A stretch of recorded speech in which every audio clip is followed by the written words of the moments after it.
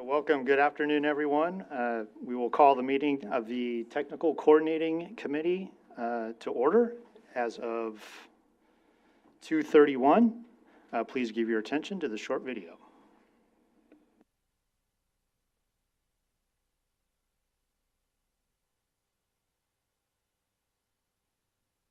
This meeting will be conducted as a Zoom webinar to allow for public participation and comments. The Contra Costa Transportation Authority does not condone hate speech in any form. We continually strive to make life better for all members of our community and create an atmosphere where everyone feels a sense of safety and belonging. We ask that anyone who wishes to speak does so with civility, respect, and kindness for others. Citizens will have 3 minutes to speak. It is requested that public speakers state their names and organizations, but providing such information is voluntary. Citizens participating in person wishing to speak should submit a public speaker card to the clerk. Citizens participating by Zoom wishing to speak should use the raise hand feature or dial *9 if participating via phone, and the chair or staff will call upon them at the appropriate time. Written public comments received in accordance with the teleconferencing special notice on the meeting agenda will be provided to the members. If authors of the written correspondence would like to speak, they should raise their hand in Zoom or submit a public speaker card, and the chair will call upon them at the appropriate time. All written correspondence received after that and during the meeting will be entered into the record. Thank you for participating in a meeting of the Contra Costa Transportation Authority. Okay, thank you. Christina, will you please conduct the roll call? Member Armio? Member Boardman? Here. Member Chen? Here. Member Conradi? Here. Member Diaz? Here. Member Doe? Hi, here. Member Fahey? Here. Member Greenblatt? Here. Member Knapp? Member LeBeau? Here. Member McLean? Here. Member Nelson? Member Ortiz? Member Panganiban? Member Reeves? Member Rowani? Member Stamps? Member Weeks? Here. Member Wirtz? Here. Vice Chair Kursavan? Chair Dillard? Here. All right, we have a quorum. We can move forward with the meeting. Excellent, thank you. So the first item on the agenda is public comment. Is there anyone wishing to speak during public comment on an item that is not part of the agenda? If so, please submit a public speaker card or raise your virtual hand and staff or I will call upon you. Christina, do we have any written or remote public comment? We have no written or remote public comment. Great, thank you. We'll move on to election of chair for 2024. So I will be resigning from the Technical Coordinating Committee. I'm actually joining the CCTA team, very excited about that. So at this time, we need to elect a new chair, and would like to suggest that we nominate Chris Weeks from City of San Ramon as chair and continue with Mr. Kursavan as vice chair. This will follow this will allow the SWAT member to continue serving as chair and maintain the current chair and vice chair rotation. So with that, do we have a recommendation for chair for the remainder of 24? I will recommend. Recommended by member Chen. Do we have a second? Second. Seconded by member Boardman. Christina, can you please conduct a roll call vote? Yes, Member Boardman? Yes. Member Chen? Yes. Member Conradi? Yes. Member Diaz? Yes. Member Doe? Yes. Member Fahey? Yes. Member Greenblatt? Yes.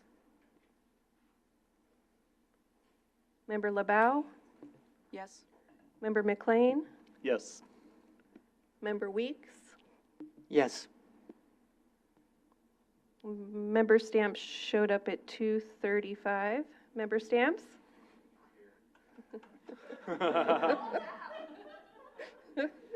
am I missing anyone? Member Wertz? Yes.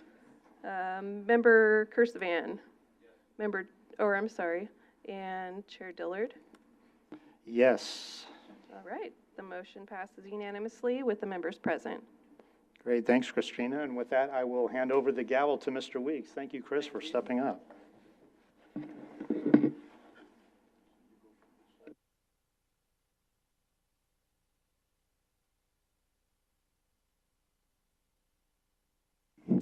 Thank you, Andy. It's going to be impossible to fill your shoes, so I won't even try. But congratulations, and I think everybody here is going to miss you. So poke your head in this door as much as you can. Okay, so we are now moving on to the consent calendar items. Consent calendar, are there any changes or comments from the committee, or does anybody want to pull an item?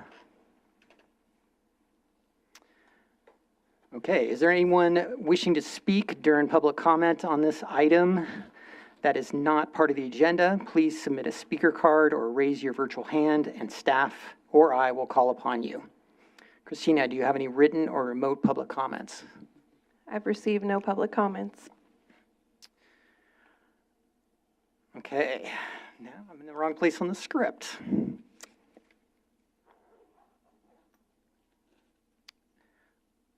All right, do we have a roll call vote at this time?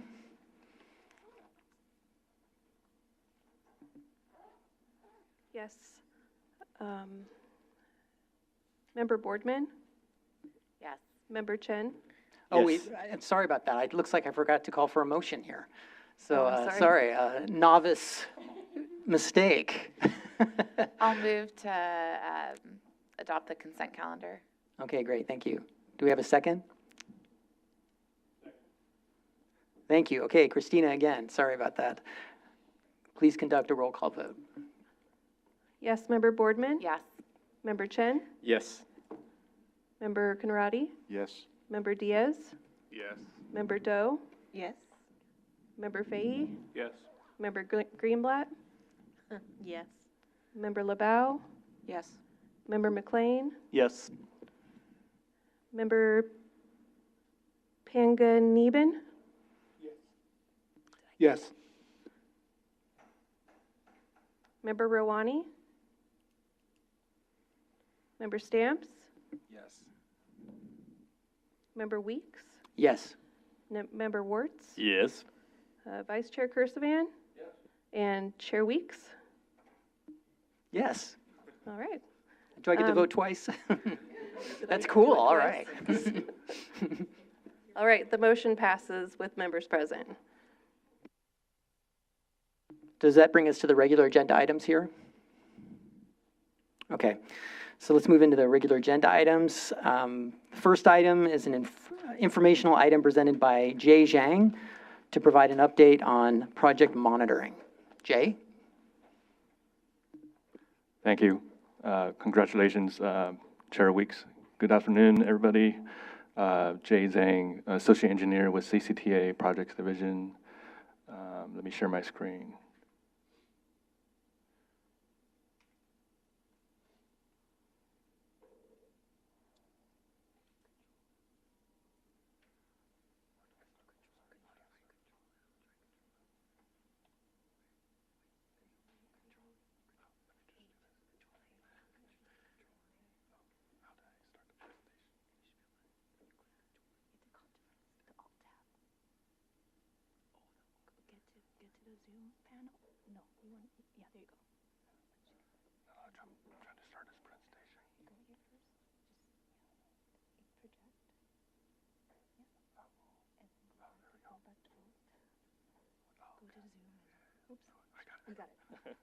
Thank you.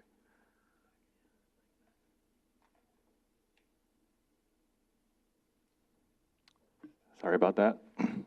Can everyone see the screen? Okay, cool.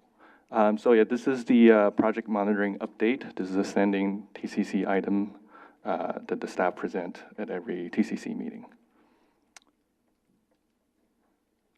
First up, we have the STIT projects in Contra Costa County.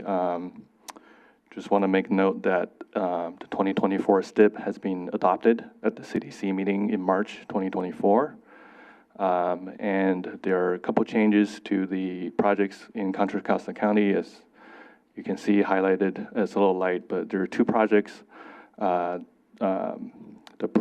program years have been shifted, and then there is a new project from the city of Moraga that's been added. Next up, we have the OBAC 2 and OBAC 3 projects. There's no significant issues to report at this time since our last meeting. The only project that requires our attention right now is the Richmond 13th Street Complete Streets project that we've been working actively with the city staff and MTC. And continuing to fiscal year 23, again, there's no issues to report at this time. Again, for 24, 25, and 26 projects are still early in their stages, so they're ongoing as we proceed. Next up, we have ATP projects. The only 3 projects that are highlighted right now, with 3 months remaining, they're all planning to go to the May CDC meeting either for extension requests or allocation requests.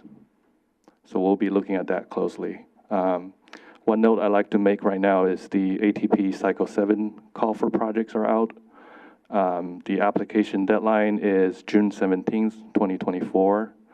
MTC is offering technical assistance and office hours. The next virtual applicant workshop is on April 23rd from 2 to 3:30 p.m. And if you can't make that meeting, they also offer technical assistance. You can send in the draft applications to Carl Anderson by May 27th, 2024. And MTC and their technical assistant consultant will provide comments through June 14th, 2024. And then lastly, we have the Caltrans inactive projects. There has just been a recent update yesterday on their website. So what you see right now is outdated. Unfortunately, we couldn't update this list since the packet was sent out ahead of time. So please, if you have a chance, head to the Caltrans website to review the project list. And if there's a project from your jurisdiction, please work with local assistants to submit invoice or provide justifications. And that concludes my presentation. I'm open for any questions. Thank you. Thank you, Jay. Are there any comments from the committee? Okay, if anybody would like to speak from the public, please submit a speaker card or raise your virtual hand, and staff and I will call upon you. Christina, do we have any written or remote public comments? We've received no public comment. Okay, thank you, Jay. The next item is an informational item presented by Matt Kelly. Thank you, Matt. Thank you, Chair Weeks. Congratulations. Let me share my screen.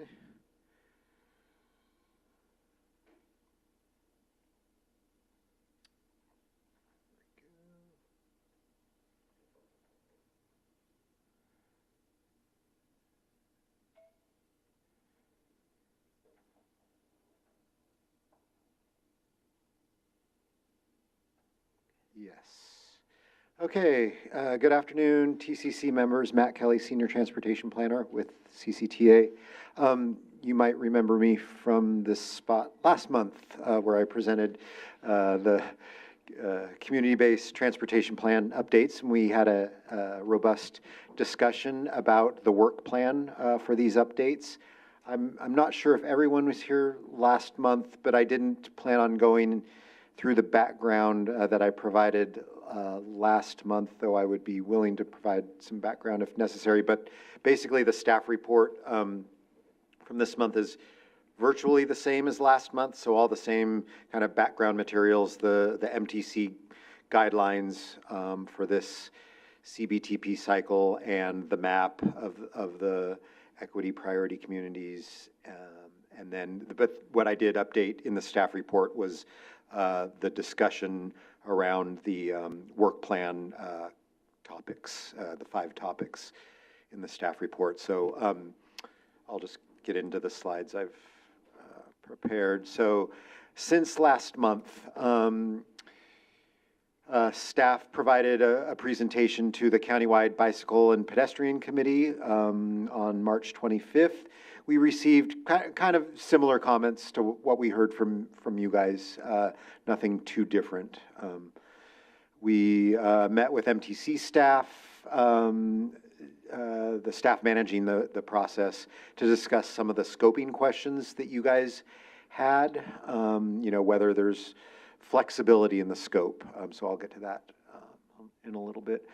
We also presented to the Contra Costa planning directors. All the planning directors from the 19 jurisdictions in the county meet here one Friday every other month. Every other month? No, every quarter.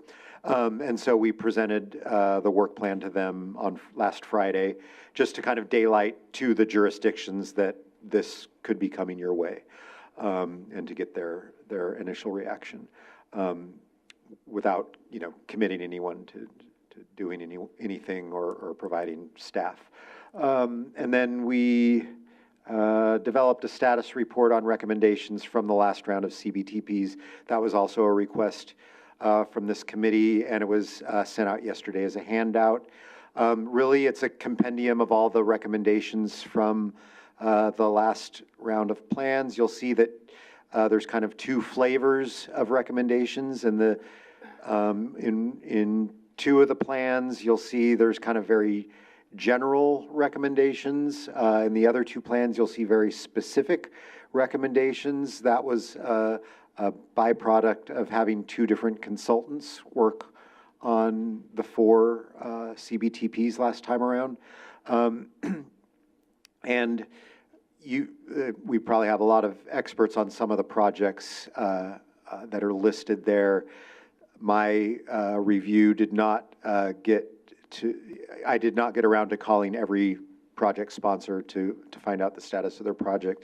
I mostly scoured some websites, CIPs, things like that, and looked at Google Maps to see if anything was on the ground as of the last year. So it's not the most detailed status of the recommendations. Generally, we do that kind of at the beginning of the new cycle. So we will do a more detailed version, but if anybody has any feedback on the status of any of those projects, we'd be happy to update that list. So anyway, but as you can see from that list, there is a lot of room for implementation. There aren't a lot of things that have been completely implemented. So let's get into the feedback on those questions from last month. So the first question was, where do we do plans? The question was, do we focus on the newly identified EPCs, the equity priority communities, which really are the framework for the CBTPs as identified by MTC in their Plan Bay Area 2050 RTP. And those new areas really are kind of the Rodeo area and kind of East Antioch and parts of Oakley. And then are there any compelling reasons to include those areas that were updated about 4 years ago? So what we heard from you guys was, and as well as from some CBPAC members, is are there other areas outside of these EPCs that can be considered for inclusion? We heard from you that these new areas should be prioritized, and that the recently updated plans maybe shouldn't go through the full public outreach. You guys mentioned a lot of the planning fatigue. Do we want to put these jurisdictions through that whole public outreach if the contents and what we heard is still accurate and the recommendations are still mostly on point and appropriate? then can we just kind of reassess those recommendations and freshen up those recently updated plans? Yeah, so that was those two bullets. And then reach out to the affected jurisdictions. And we, instead of reaching out to each jurisdiction who could potentially have a CBTP and commit them to anything, we decided just to go to the planning directors and hit everybody at once and get their general feedback. And then, so the MTC feedback is that there is flexibility for using geographies other than EPCs, and they've identified those areas as locally designated transportation disadvantaged areas. Another acronym for you. So when I looked at the mapping of our TDAs in Contra Costa County, they were basically equivalent to the equity priority communities. So according to MTC, there is flexibility, but in our county, there doesn't appear to be. They used some examples in other counties, like in Sonoma County, where there were recent fires. Those areas qualified. They weren't equity priority communities, but they qualified as these disadvantaged areas. So we didn't have anything that stood out from our EPCs. And the planning directors agreed with, what we had heard from staff, that the new areas should be prioritized for kind of the full CBTP treatment. I'm just going to get through all of these, or would you rather go one by one? I'm open. Does anybody have any feedback on that one? Actually, I'm going to get through it, and then you guys can go for it. It gets shorter as we go. Administration. Does CCTA manage the process as we've done in the past, or do we pass funding directly to the jurisdiction who has the CBTPs? We didn't have this, actually we have had this flexibility in the past, but it was always just assumed that CCTA would administer it.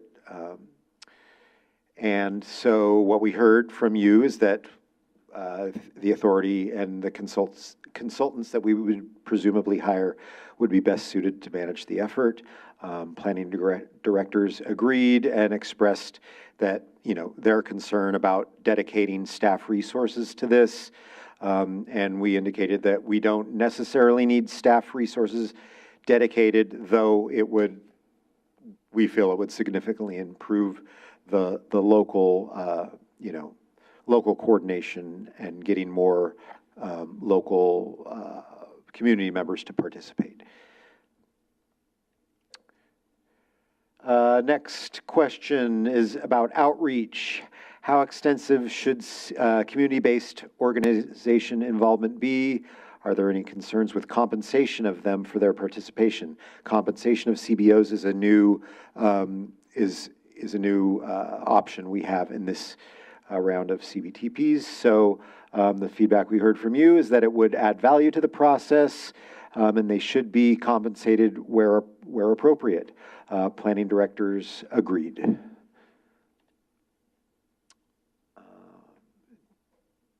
In terms of, I feel like was that 4 questions? I feel like we missed something.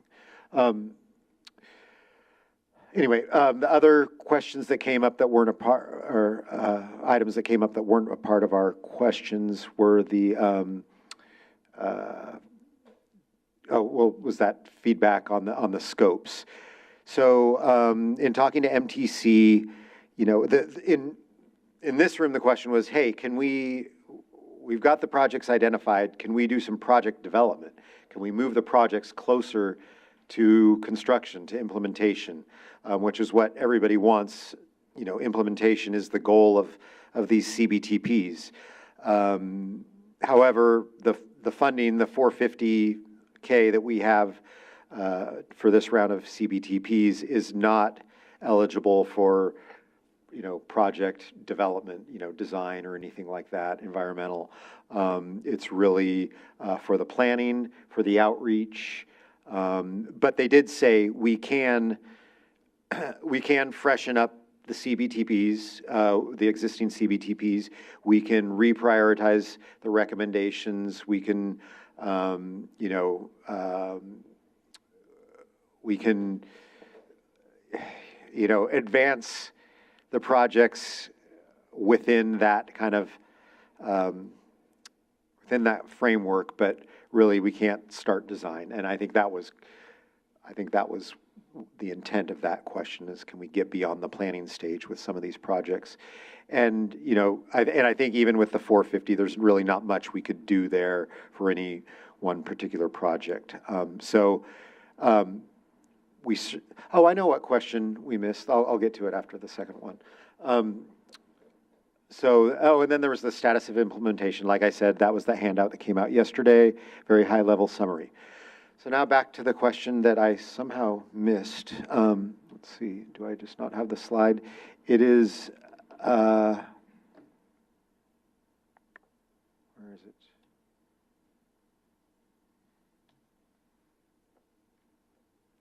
Oh, there it is, scale. So the question is, do we prepare a countywide plan, or do we do like we do in the past, prepare individual CBTPs? Like I mentioned last time, 2 consultant teams did 2 plans each, and it was random. One did Richmond and Pittsburgh, the other did Monument and Martinez. And as you can see, you get a different product. So the feedback from this is a new option from MTC under the new guidelines, that we can do it as part of a countywide plan or a countywide CBTP, or as part of some other countywide planning effort. So the feedback we heard from you, we actually heard a little of both, that it would be more efficient to do a countywide plan, but that individual plans would provide better kind of, community level input and analysis, and allow for a more unique product for that community. The planning director's feedback was generally favoring a countywide plan just for the efficiencies. So those were the 4 main items, and then those follow-up items. So to generate your discussion today, I will put this key takeaways kind of from all of that, if I had to distill what we heard. One, to prepare a countywide plan that includes all MTC identified equity priority communities. To focus full plan development, and that when I say full plan, the full CBTP, where you do the robust public outreach in the communities using those CBOs, was you do that process on the newly identified areas while updating the strategies, recommendations, and priorities in the recently updated areas. That we engage local jurisdictions to determine their level of interest and the resources they have available, and that we can do once we have a handle on the geography. And then to engage CBOs as we begin the process, and provide compensation when appropriate. And that CCTA would retain the consultant team for the CBTPAs and manage the process. So I'm going to quit talking and open it up to you all. Thank you, Matt. Are there any comments from the committee at this time on these takeaways? I'll just say that I support them. Thanks, Member Doe. I just had one clarification question. So I remember our discussion on this where we were talking about, I think it's bullet 2 on takeaways here. We were talking about focusing full plan development on newly identified areas while updating the strategies and priorities in recently updated areas. One thing that I don't see there, I'm sure that it was intended to be included, was just updating the plan to include what's been constructed or produced or is now redundant or in those plans. I'm assuming that's included in strategies or something like that. That's part of the existing conditions in each plan. So there would be a overall existing conditions that assesses the status. Okay. Yeah. Okay, I just was looking for clarification there. Thank you. Any other members from the committee like to comment? Chair. Member Greenblatt, yes. First of all, thank you for doing that summary. That was very helpful and enlightening. And it makes me want to dig a little bit deeper into the results, because I saw, at least in the Richmond area plan, you know, there were so many strategies that really had no progress made. And then, so starting to look at that, I'm wondering, and then I looked at everybody else's progress because I was a little jealous and had to see what you guys were doing. And I'm wondering if you know, to me, I'm just assuming that I looked at the formatting of the documents, and based on the formatting in the table, I'm like, oh, I bet you that plan was developed by the same, like they had the same formatting as the Richmond area plan. I don't know if that's true or not, but anyway, I thought that other areas that might have been served by different consultants than the Richmond area might have had a greater success in implementing the strategies. And wanted to see if you... And I think the Richmond and Pittsburgh ones were the ones that had the very general ones and recommendations, and the other two had the very specific wait, is that right? I want to say maybe it was Martinez. Yeah, anyway, I would say the ones that had the more specific recommendations, I think would be easier to track the status, because some of the general ones could be in any city. I understand that, but Yeah. I'm wondering if you can link that back to the consultants that helped develop the plan. That, the consultants that helped develop plans that had more specific strategies, Right. and we made more progress in implementing, were the two plans that PlaceWorks did, did those plans tend to have less implementation? I can't say I noticed that. I didn't notice any trends between the two, but I'd have to go back and maybe look at it from that I lens. just kind of looked based on, like I said, the formatting of how this table was presented, because I was thinking it was probably copy and pasted from something, and There- I don't know. I think that's Here- worth looking at. Okay. Because, and I want to dig deeper, because, I mean, it is really disappointing that there's not more implementation in the last few years. And I'm kind of wondering, I have a couple thoughts and they all kind of overlap, but, if our goal is implementation, like you said, and we have this lack of staff resources, that's going to affect the implementation of the plan. And, I think it's a combination of actual resources and then vacancies and staff turnover, all that, impacts the implementation. But I think as we move forward for this next version, I think we really need to look at least in West County, why we had so little implementation. What if we included as part of a countywide plan, like an implementation, an implementation plan for what's recommended, but maybe an implementation, implementation guide or something that can get us from plan to implementation. Yeah, it needs something. Yeah. I just feel like there's a disconnect, and that potential for the disconnect to continue, I see that with, even around this table, similar to the planning directors, I think that all the jurisdictions have issues with dedicating staff resources. And, can you pay the jurisdictions to have their staff participate? Does that help get some participation? We have a 10% staff in-kind requirement, so we'd love to have you donate of your time.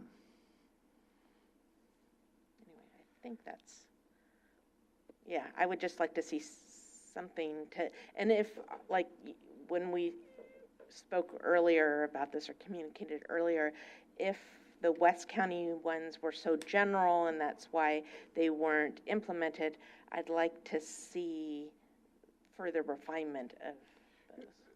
Actually generate projects out of that general description. Yeah. Yeah, let's do something. Like I said, it's hard to track if you don't have very specific, projects or programs. So I think that would be a logical task as part of the updates. Thank you, Member Greenblatt. I was just thinking, maybe there's like a percentage of projects started or something, like some kind of metric you could show about each consultant, like something that you could compare projects completed for each separate consultant, some percentage, 20% completion rate or a 20% start rate, or just something that would show a trend. So if you're assessing working with that specific consultant again, you can say, well, last time, you did all these recommendations and nothing was done, and maybe they weren't realistic, or something like that. I'm just trying to think of a way that's you could kind of track what Member Greenblatt is saying, and I don't. Like you said, there aren't things that are going to be completed out of these. Really, it's up to the cities to do what they're going to do, but. I'm sure you agree that there's differences in the approach of the different consultants probably, and there's probably a lesson to be learned from those differences. So if there's a way to capture that, it'd be interesting to see. Yeah, just for clarification, Chair, the consultants are only responsible for developing the plans. They don't assist in implementation at all. So it was really more about the style that they put into the plan. Once the plan is done, unfortunately, it's up to the cities and partner agencies to take action on those strategies. Yeah, I guess one last little bit. Sorry, I keep talking about this. Yeah. But this is a comment I got from our engineering staff from our last bike master plan update, for example. There was some opinions that plan had a lot of things in it that weren't realistic. They were just kind of thrown out there. The numbers weren't right. They sounded good. And so this time around, when we're doing our update, we're trying to kind of truth check those things. And that kind of propensity to pipe dream, I don't know. I don't know how you put that into a number, but, whether it's pragmatic, that what they're proposing, or whether it's just to please, people, and it's not really something that could ever happen.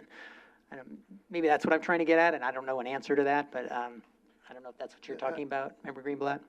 Yes, I think that, it can't, the concept of these plans can't just end when the consultant's done their work. And I think we can do a better job of planning the transition from plan development to implementation. So I really liked your idea of developing or looking more into the implementation of it, but also digging in to find out why the plans, the projects weren't implemented in our last plans. That, I think, goes to your point. Yeah, no, I think as part of the implementation, improving our tracking of the status of projects, I think would add to the value of the plans. And maybe we can every 6 months do a report out on what's been done. I guess I'm not looking for having people feel guilty that they still haven't implemented their project, but well, that's what we do here. but structurally, is there something that we're not accounting for? So it's a little bit more than we haven't had a chance to implement it, or like you were saying, the pipe dreams versus reality.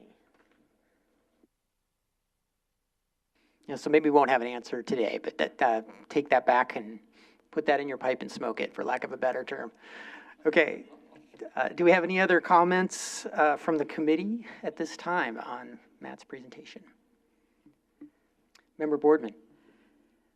So as part of that implementation piece, or, preparing an implementation plan, can you take things to a concept plan level? Because that's not design, that's concept planning. Give me an example. It sounds, Like a 10% concept plan. So really just actually looking through the feasibility of any of these projects. And that's a project, but from a programmatic standpoint, ensuring that implementation plan includes identifying appropriate stakeholders Yep. that should be involved as part of that planning to ensure that a project or a program is even feasible. I think that sounds reasonable. We will try and scope that into the Thanks. scope.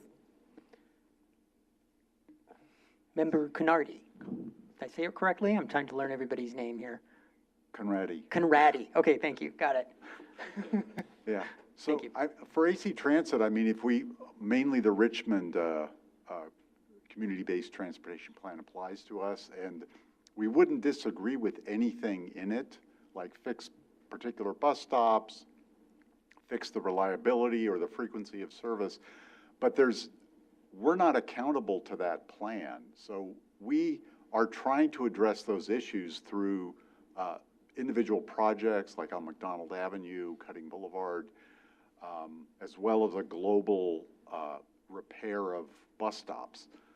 But we're not accountable to what's in these plans. So there seems like there's a disconnect, that there's actually some parallel work that we're doing that we might be able to get some wins if we can, consolidated. So what we're doing, what the cities are doing in a similar vein, and then identify what's left to do.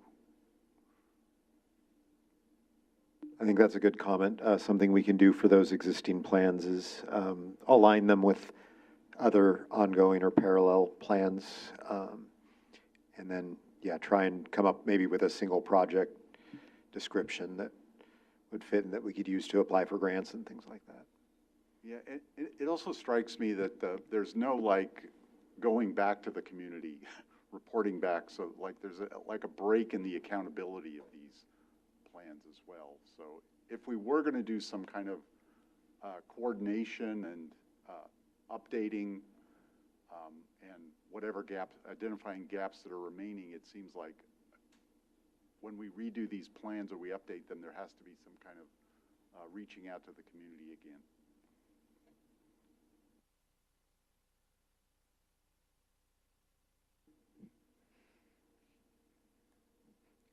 Thank you.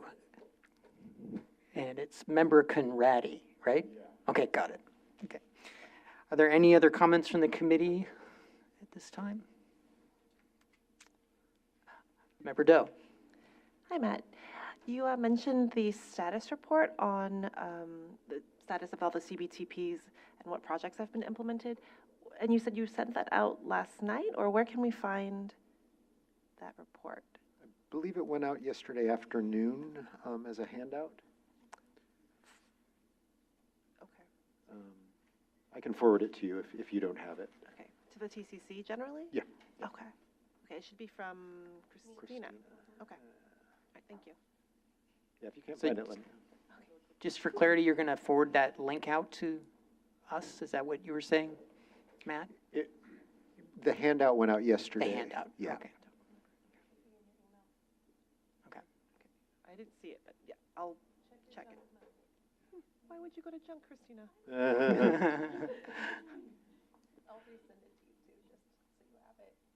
It went out at 2:59 p.m. yesterday. Okay, well, and we'll get it to So, you. yeah, If- we'll make if- sure you get Yeah, it. for some reason, it's not in junk, we'll get it to you. Any other comments today? Okay. Thank you, Matt. If anyone would like to speak from the public, please submit a speaker card or raise your virtual hand, and staff or I will call upon you. Christina, do we have any written or remote public comment today? We have no public comment. Okay, thank you, Matt. Appreciate that. The next item is an informational item. It looks like we have Colin Clark listed, but I don't see him. Is he here? He's online, okay. Hello, Colin. Hi, Chair Weeks. Thank you. Okay, so it's an informational item presented by Colin Clark to provide an update on big data, analysis and visualization tools, and geospatial data services. Colin, go ahead. John, do you want to clarify if there's any feedback or anything that you're hearing on my end? And whether or not you want to kick it off? Colin, you can kick it off, and then I'll have a couple of slides at the end. Sounds good. I had hoped to be there in person. Apologies that I couldn't, but I wanted to spare you all from the contagious stuff from my 4-year-old.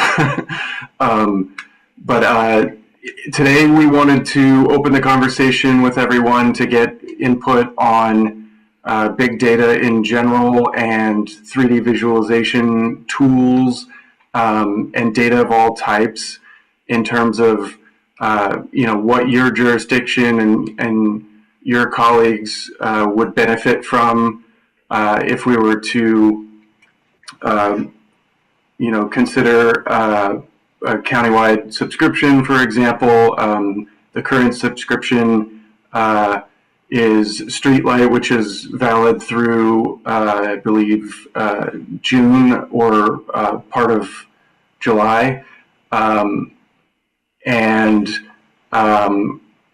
CCTA has been meeting with a number of different vendors that have approached CCTA in regards to different data services.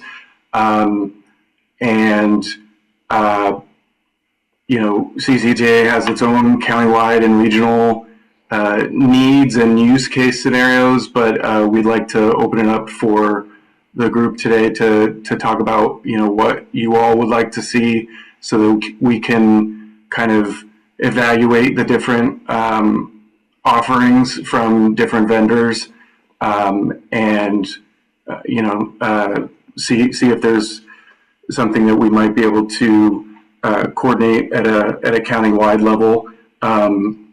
There's a number of different vendors that I know we've spoken one-on-one individually with many of you in terms of the different data offerings that are provided and the different formats. Some jurisdictions are, I suppose, a little ahead of others in terms of, for example, being able to integrate an API into a data dashboard type of thing. But if there's other formats or reporting and monitoring frequencies that kind of different jurisdictions want to see, we'd like to hear that. And I don't want to steal John's thunder with the web page that CCTA has developed, so I'll let him take it from here. Thanks, Colin. John Huang, Director of Planning for CCTA.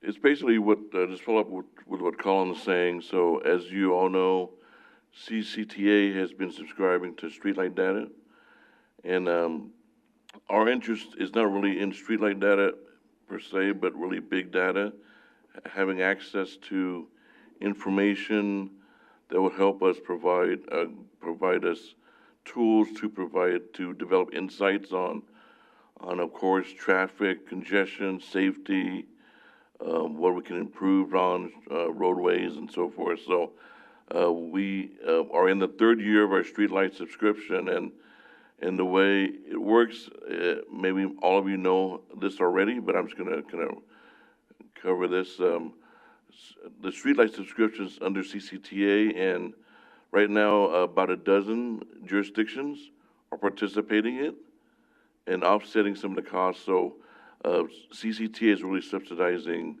the costs and then helping the jurisdiction to minimize your cost to access the data. And right now the cost is about $550,000. And since we're in the 3rd year, we're looking at other options out there, and then that's one of the reasons we want to kind of bring this to this group, and see what you've heard out there as other options. I know we've heard of Replica, we've spoken with Replica, and there's probably one or two other applications out there. And each one of these applications provide different types of information and different data sources. But going back to the streetlight data, I mentioned 12 jurisdictions are participating. I'm not going to go through all of them. I think you all know you're participating or not. But since the kind of overall over the 3-year period, there have been a lot of analysis. I think the county really kind of have done a lot of analysis recently, and ironically, they're the latest agency to join. So just to throw out some numbers out there, I have a slide deck here, but it's not really ready to share. But we've done close to 1,500 analysis, completed analysis, meaning start to finish, and some of these type of analysis include turning movement counts. I think that's what the benefits of streetlight is, having turning movement counts, as opposed to Replica. They don't have it. A lot of jurisdictions are looking at ADT volumes and also speeds and have done speeds and safety studies. And as Colin alluded to, what CCTA uses the streetlight for, we don't do this every day, but we do this when it's needed. So we look at origin destinations countywide, like for instance, trips from the cities, from the unincorporated counties to other cities, so we can look at the travel patterns. Recently, there was a regional measure about tolling for the bridges, so we did an analysis to see how many trips originates from the county and from the different jurisdictions that actually goes to the Bay Bridge and all the other bridges. So we've done those type of analysis, and also we've utilized Streetlight. They offer a service that like almost a consultant type of service that's available to any jurisdiction. That's part of the subscription to do additional analysis, and we've done that also. So again, this is for me, I think it's a nice to have tool. Again, there's some cost effectiveness in sharing the costs, and there's some economy of scale. But at the end of the day, I think CCTA would like to continue using big data, and I just want to present to this group and see what your experiences are using Streetlight, if you are using Streetlight, or your experiences with other big data, and then whether you're interested in if you are subscribing, if you're interested in CCA, continue to subscribe in the same model that we've done up to now, and also whether it's worth it if CCTA would go out for a request for proposal and see what other information is out there. So with that, I'm going to stop there and can open it up to questions and comments.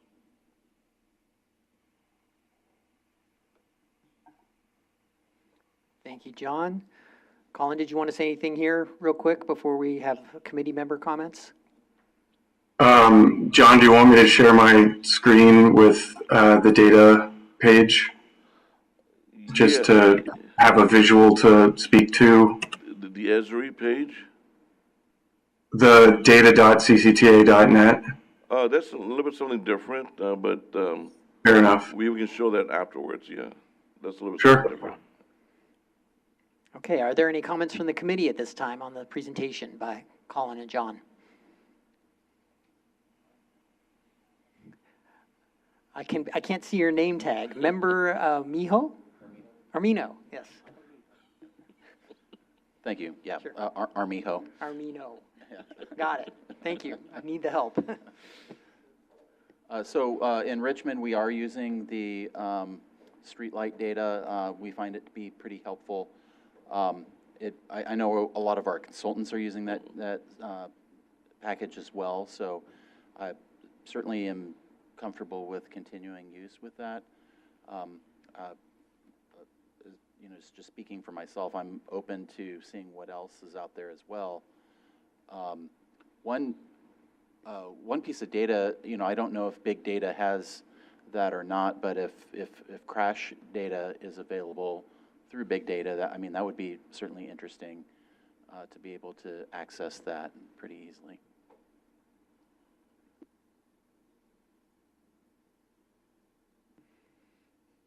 Member McLean? Yeah, McLean, you got it. So I would be very interested in if CCTA became kind of or put something together that summarized a lot of the big data sources out there and kind of what each of those companies provide, because getting emails from vendors constantly, and some have gone out of business, some are still around. So anything like that would be very helpful to then kind of come back and make a decision on what services we could use. One that I've been talking to provides speed data on all the roads, which is something that I'm very interested in getting. So that's my take. Oh, and also, so if Streetlight is coming up in June, the end of the contract, is that would be a renegotiation, and then cities that aren't participating in that could potentially join at that point? I wish that all cities would join. That'd be great. I will try to go negotiate with Streetlight, but they already gave me a cost that's more than what we're paying. So.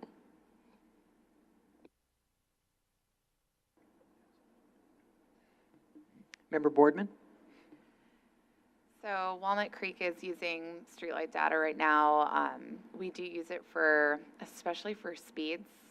That's huge, being able to aggregate that kind of, that quantity of data, just because, you know, on the ground data collection for that can be a pretty substantial lift. And it really ties back to like, where our grant funding sources coming from, and it really does relate to like safe system approach, which, you know, looks at kinetic energy, speeds, that kind of thing. So I do think that's like a critical piece of data. One thing though to keep in mind is that being able to use that tool does require special expertise, and it does require time for training for staff. So it is a heavy lift on staff resources. And so as we, you know, as many agencies as we can get, you know, along in whatever subscription this is, maybe there's some additional tools or other resources made available to staff so that they can also leverage the tools in the same way that some of the larger jurisdictions are able to do it. Great comments, thank you. I can respond to that if you want.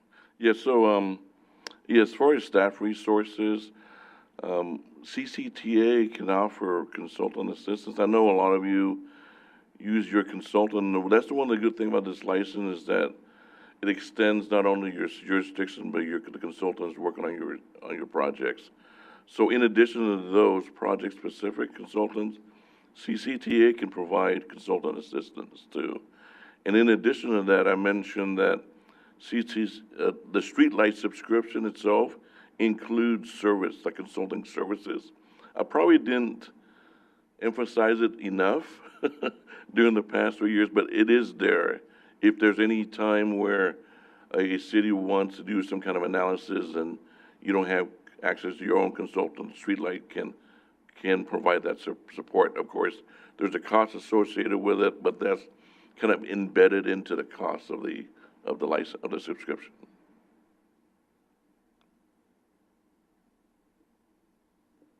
Member Stamps? Thank you, Mr. Chair. I just have a quick, curious question. So this exercise, and you basically kind of alluded to it throughout the presentation, is pretty much just it's like a prudent exercise on the authority's part. I assume you want to see what other competition is out there, the cost effectiveness of their products, and if there are any data gaps they can fill that Streetlight does not. I guess in addition to that question, what I didn't hear in the presentation, and if you can't say or you're not at liberty to because it's too delicate, I totally get it, but has there been any dissatisfaction with the Streetlight, or are there any data gaps that you know, Streetlight can't fill, and we're seeking that from other companies that can provide it? Is that kind of part of this exercise too, or again, if you can't say, that's fine. No, it certainly is part of the exercise, and I know a streetlight has gone through some kind of update for data, the data source, so we're aware of that. I think that's pretty, I think everybody is aware of that. So they had used a certain data set, and Colin, you may help me out here as far as the transition here. And, you know, like maybe 2019, 2020, the information was collected from vehicles, and then now they transition to other technology. And then maybe Colin, you can help me out with the terminology. Yeah, so basically location-based services, LBS, was a primary source of data, in particular mobile phone data. And as you may be aware, the state of California changed its law, which became effective, I believe it was calendar year 23, or maybe it was 22, that basically made it so that, you know, users of mobile phones had to opt in as opposed to, you know, all the vendors who were getting all this data from our everyday movements with our phones kind of thing, without us opting in. And so that had a big kind of shakeup in the data industry, and has changed it moving forward. And so Streetlight now, you know, Wejo was one that had gone out of business, and was a source of data for things like, you know, for some sources, but the Streetlight now has some partnerships with, I believe, GM, General Motors, for example, and other manufacturers to be able to get the connected and automated vehicle data coming into the platform. And as you may be aware, the so-called, you know, penetration rate or permeation rate within the overall vehicle fleet throughout Contra Costa, you know, varies quite a bit by jurisdiction, and is something to be considered in terms of how representative it is of the overall population, but and overall vehicle fleet. But there's a number of other data sources that kind of are compiled and integrated into different sources, including ones like Streetlight, which include, you know, credit card transactions and all kinds of other data sources. Hope that helps a little bit. Thanks. Are there any questions? I'd like to show you a couple of websites that we've worked on. That'd be great, but can I just tell you the few that we've been meeting with? And Yes. just, Yeah, please. we're one of the groups that didn't buy into the contract, and it was just a difficult decision to not to, but we just couldn't get agreement amongst our teams about the usefulness of the data at the time.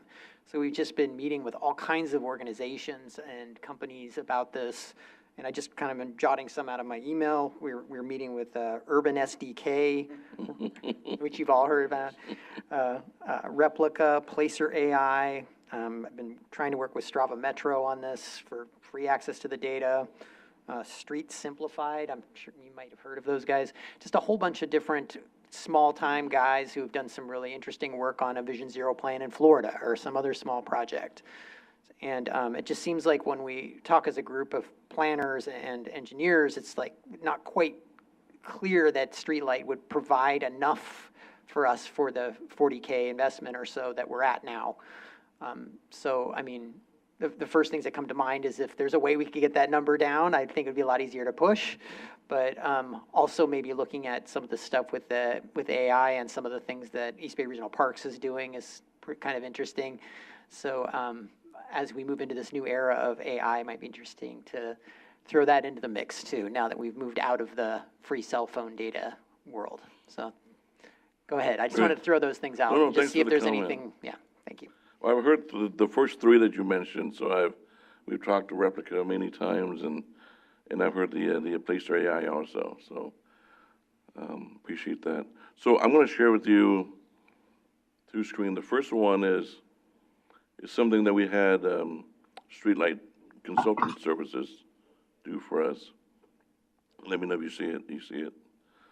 So again, this is Streetlight Consultants doing this, and what surprised me, and I know the gentleman over there, I worked with him many years ago, that leads this group, and you would think that they know traffic terminologies and transportation engineering, so forth, but the terminology is kind of lacking. But anyways, so we looked at origin and destinations of cities, cut through traffic, cut through analysis, VMT for arterials, and we can have Christina email this to you. It's a live link online. The only and then trips to the Bay Bridge is what I mentioned earlier. The only reason we haven't made this kind of public and broadcasted is because we were reviewing some of the information and we had questions about the numbers. That's the only reason we haven't made it public. But for this group, for you to be able to navigate through what the potential use for Streetlight could be, this I think is a good good opportunity here for you to kind of evaluate and see if you want to do something similar to this for your own jurisdiction. So this is the Streetlight one, and I'm going to stop sharing. I'm going to share you another one that Colin mentioned earlier. The thunder I didn't want to steal. Oh, no, that's fine. There's no thunder. No, I'm being serious. So you may or may not have seen this. This is what we call our CCTA data dashboard. And I don't recall if I ever shared this with any of the cities or individuals outside of CCTA, but I think somebody mentioned like incidents and accidents and so forth. This is something that we developed. It took about a few iterations, but this is actually live. If you go to this website, data.ccta.net, you can actually see this. This is actually live out there. I'm not going to go through this whole thing, but you can see Vision Zero safety. You can see the incidents. You can see congestion, safety.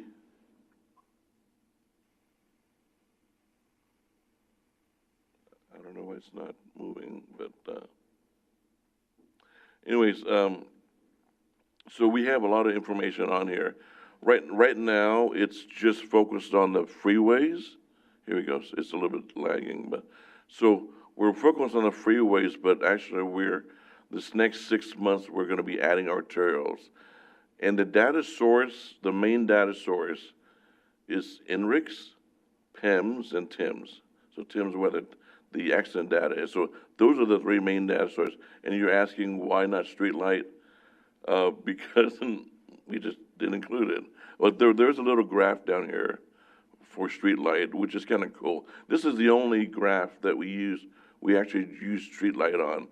And it's a kind of a fun graph. It tells you basically travel time between the central and between the different regions. And it's just kind of a quick snapshot if anybody's interested in this information. But feel free to navigate through all this.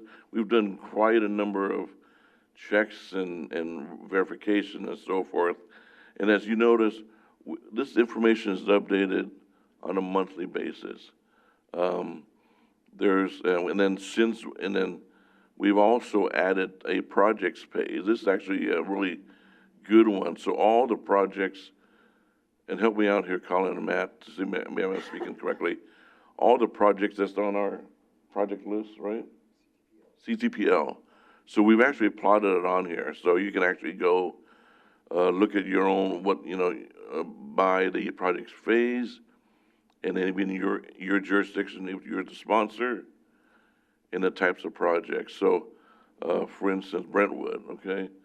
You can click on here, Anderson, I'll just pick on something like that. So everything, all the information now is accessible to you through this dashboard right here. So I think it's a kind of nice little tool that we added. We also included the CMP information. That's something that Matt recently completed. So again, it's just something that we're building this data dashboard up. We kind of including as much information as we can. And then I think Tim wanted us to add the 501 Contra Costa information. So this is like a static data set, but for the most part, all the other ones is updated every month. And you can actually go back to previous month. Like let's say, for instance, they're directional on freeways, and once we have the arterials, they'll be directional also. And you can look at speed, buffer, index, and so forth. So it's kind of a nice tool, but we're building up this data management center. Essentially, this is kind of the first part of it, but we're building up data, and we're really big on data. So I'll have Christina email this out to you too, but data.ccta.net. And if I can just quickly add that there is interest at CCTA to integrate transit-related data, and I know we have our transit partners in the room as well, so feel free to provide input on, stuff you might want to see. Yeah, actually, thanks, Colin. That's the next step that we're doing. So we're doing this incrementally. So there's a request to add transit data, and we can get that information. I think I've talked to Tri-Delta Transit already, and we're just trying to find out what kind of information can we put on this dashboard that would be useful.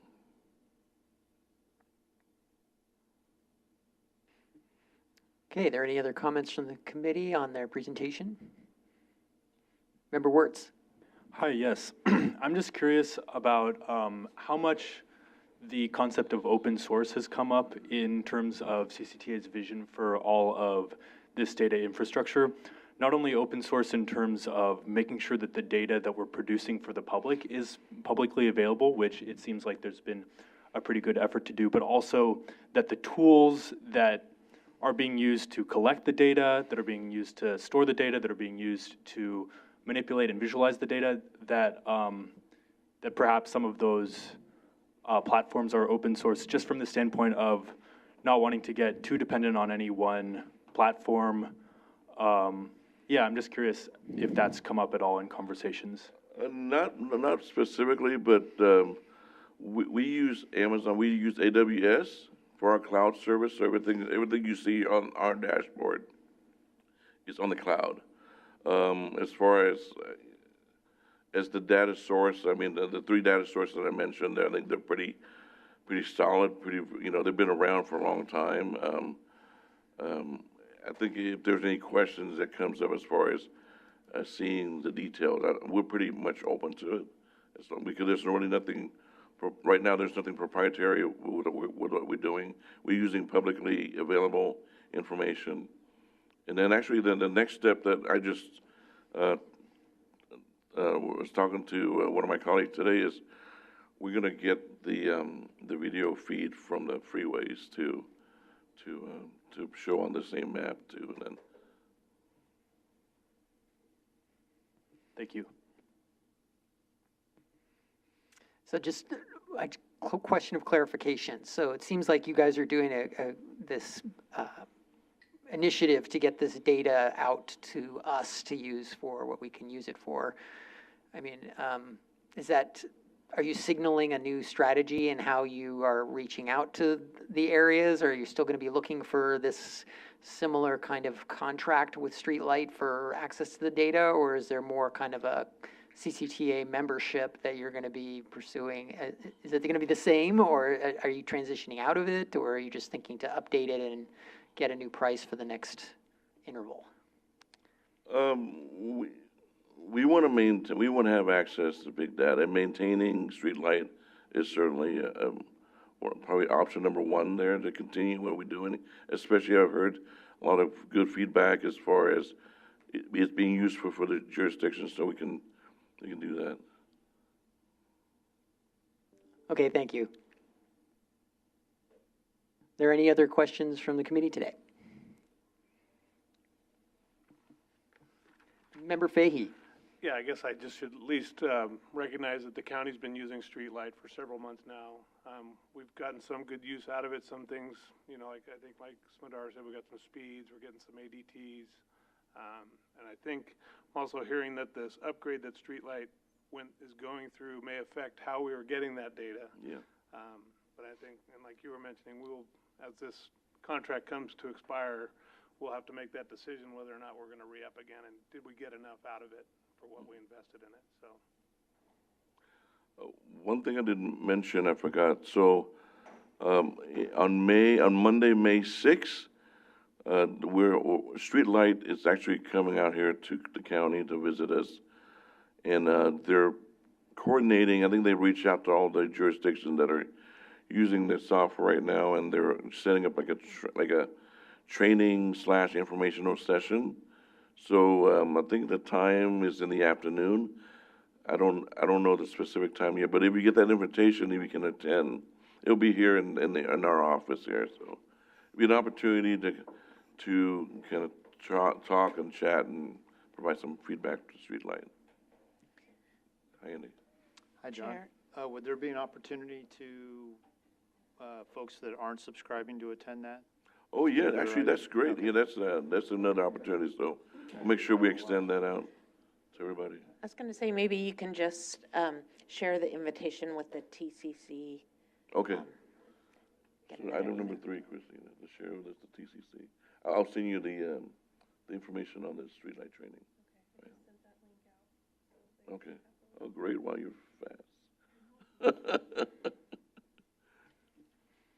Thank you, Member Dillard. Anybody else like to make a comment? Member Stamps. Thank you, Mr. Chair. Just one quick follow-up on the data issue and the opt-in. Is Streetlight in their presentation on the 6th going to go into that at all, or is that something that we should bring up? I would tell them to explain that further. Okay. In that session. Okay. Because they can certainly explain it better than Colin and I can.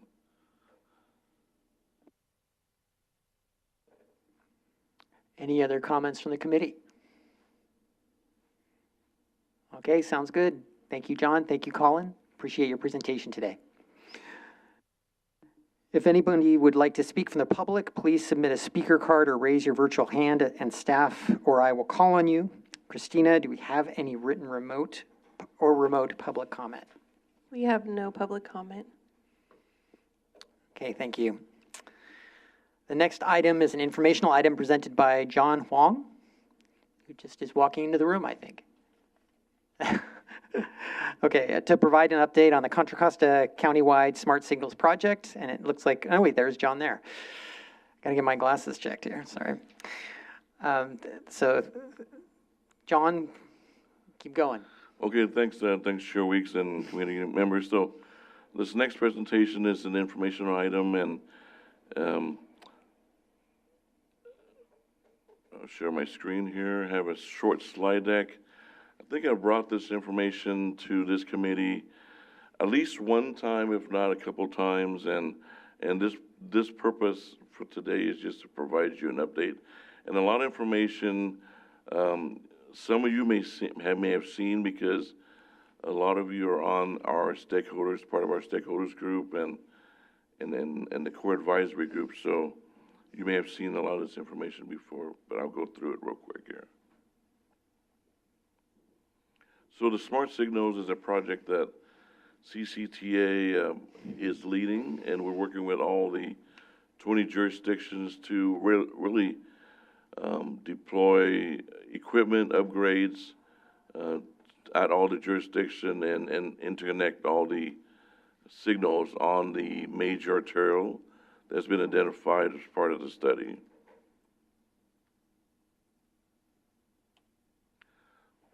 There's really 3 goals to this project: safety, mobility, and establishing an infrastructure network that's ready for the future, technology-wise. Again, the benefits it benefits not only automobiles because it's roadway centric, but also buses, transit, pedestrian, bicyclists, and folks with limited mobility. And again, it really is safety. Out of all the things that I listed, I think this really boils down to safety.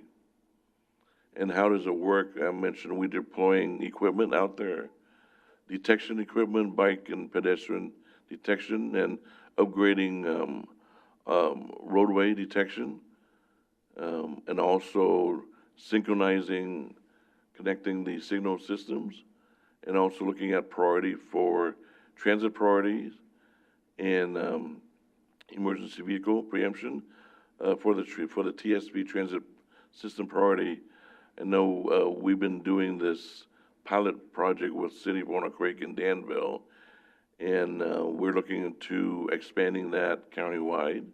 And of course, it's important for us to work with all the transit agencies.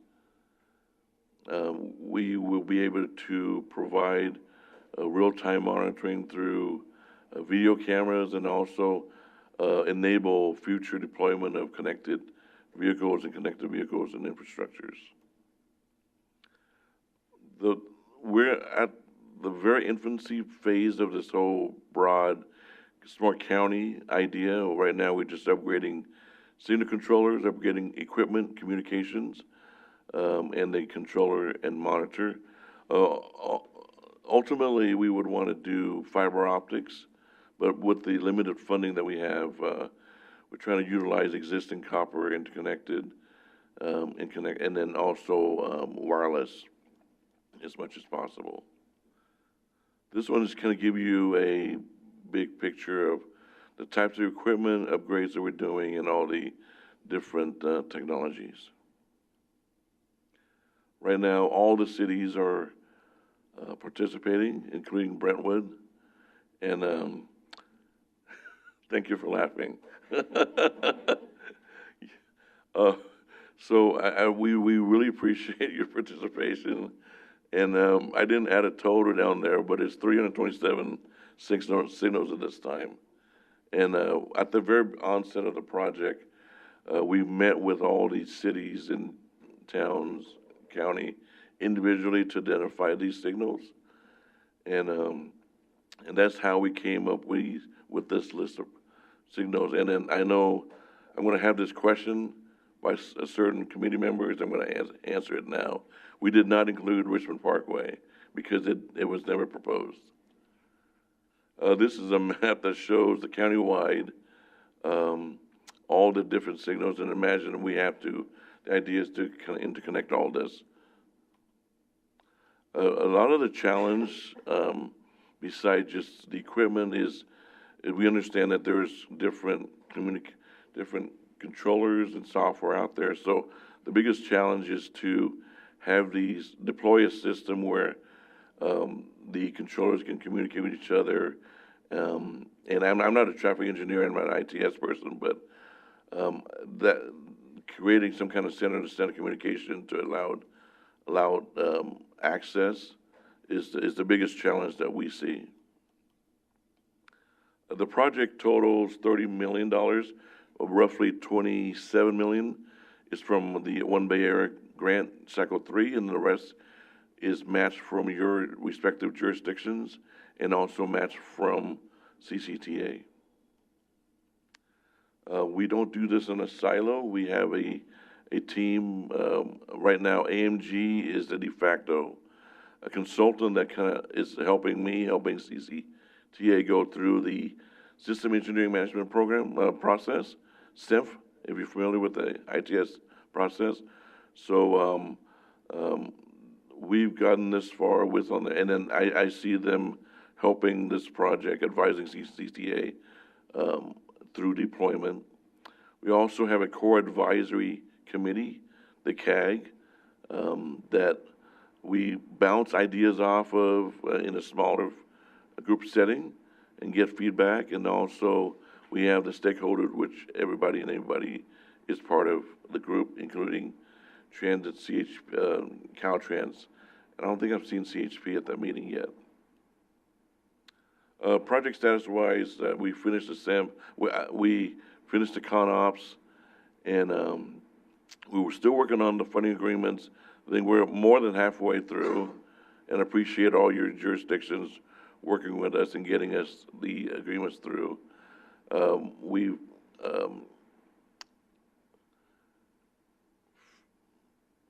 got the E76. I'm just kind of pausing because this slide's a little bit outdated. So the good news is that we actually released the RFP on the last week, April 10th. So we're going to be selecting the designers. Hopefully have them on board by middle to the end of May. And the idea is that since the county is really spread out, we want to bring on 2 designers and then also a signals consultant also. This is the schedule. Once the design is complete, we're going to be looking at construction through the fall of 26 and really turn the switch on, proverbial switch, anywhere between the fall 26 to 27. With that, I will conclude my presentation and open it for questions. Thank you. Thank you, John. Are there any questions from the committee today on smart signals? Member Dillard. Thank you, Chair Weeks. Thank you, John. Quick question on the review of the RFPs. Is the core TAC or any of the TAC going to be sitting on the review committee? Yes, I've actually reached out to a couple of members, and actually, I will actually you, because you're going to be my new colleague. I think you're going to be on it. I would have loved to have been. Thank you. And then I've reached out to a couple of cities too. And if you're interested in being on it, please reach out to me. Let me get this right. Member Armino. Yes. Very good, thank All you. Right. Great presentation, I really appreciated all the information. So is there an opportunity for a phase 2 for Richmond Parkway? Or subsequent efforts? There's always a chance, just like Jim Carrey says. Yeah, yes, it is on my radar, and it's a matter of seeking out funding. And actually, I lived in Port Richmond for 16 years, so I'm very familiar with that parkway. I use it a lot. We are looking for funding to actually fund the phase 2, if you want to call it, for Richmond Parkway.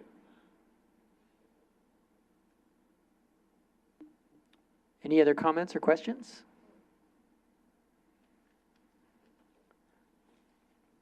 Okay, thank you, John. Appreciate the presentation. Now we move on to public.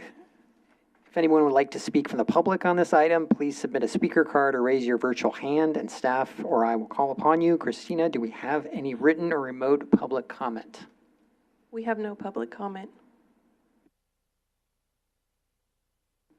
Okay, that wraps up letter item D on our agenda. Brings us to other business, and we do not have other business at this time, as far as I know. So we're ready to wrap things up here. So that brings us to, that concludes our meeting, the adjournment. This meeting is adjourned at 3:59 p.m. Recording stopped.